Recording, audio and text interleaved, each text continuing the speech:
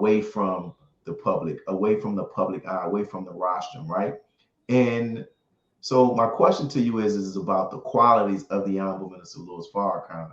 You Mhm. know, if you had the opportunity to stand before the world and testify of a quality possessed by the Honorable Minister Louis Farrakhan, what quality would you choose to testify of him, and why? Well, I mean, there's so many. Definitely. I will say something about the fact that we're blessed to have a divine servant among us. And sometimes when you're following a divine servant, because he's human just like us, we can get caught up in what seems to be the human side versus the divine side. But when you mature in understanding who the divine servant is, just like past prophets and messengers, then you recognize that it's all one and the same.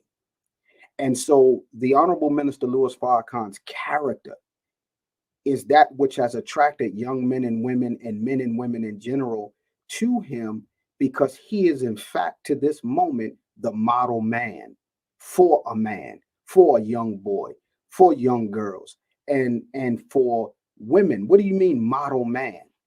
He is a man that is showing us how this life should be lived, especially once we come from the situations and the rigors of what we've been under the trodden foot of white tyranny and oppression for 400 plus years. So to have this man in a time of great fulfillment of the major prophets, he's fulfilling all of the major prophets' work and then some. So, one characteristic of the prophet, peace and prayers be upon him, Muhammad, when his wife Aisha, may Allah have mercy on her, was asked about him, she said that his character was in fact the Quran, and that he was among the people the walking Quran. I know some won't like it, but I just don't care. He, the Honorable Minister Louis Farrakhan, has demonstrated for me and others that are carefully watching that he is, in fact, the walking fulfillment of all the scriptures that are among us. So, these qualities, as I close this point, is something, there are two aspects of being with him, mentored by him, following him, being taught and directed and guided by him, that I carry with me. Because when you talk about love for somebody that had done something for you, that to the point where that man knows that we love him, and that if he just even suggested a thing sometimes to us with and that we didn't have guidance, that we might act crazy, right?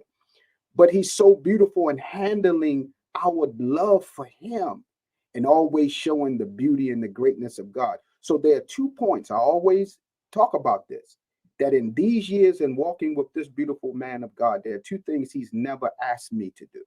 He's asked me to do a lot. He's guided us to do a lot.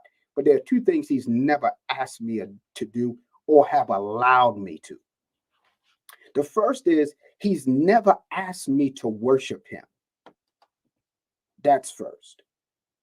Because he could see in many young brothers or believers like myself that are so enamored at times because of the beauty of God in him, that if he sensed it, he always taught us better that all of this is the work of Allah and his Christ, the Honorable Elijah Muhammad. It's them, those two, that you see that has developed, matured, and is operating in him.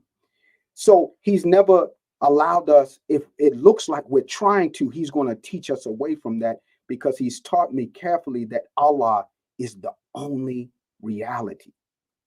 And the second thing is, he has never, ever suggested, he's never side talked, he's never winked or waved or sent some silly symbols to suggest that I should go hurt somebody, harm somebody, kill somebody because of maybe what they've said about him or said about us. Never, ever. In fact, he's shown us that even when people are opposed to you, try to pull at the better part of them to make a better relationship. So those are 2 specific qualities of him that I can tell you that have guided me and is guiding me now and is guiding tens and countless thousands of others. This is the most beautiful man that I've ever met in my life. And so I'm so glad for him to be in our midst. So Here is the commercial or the pitch.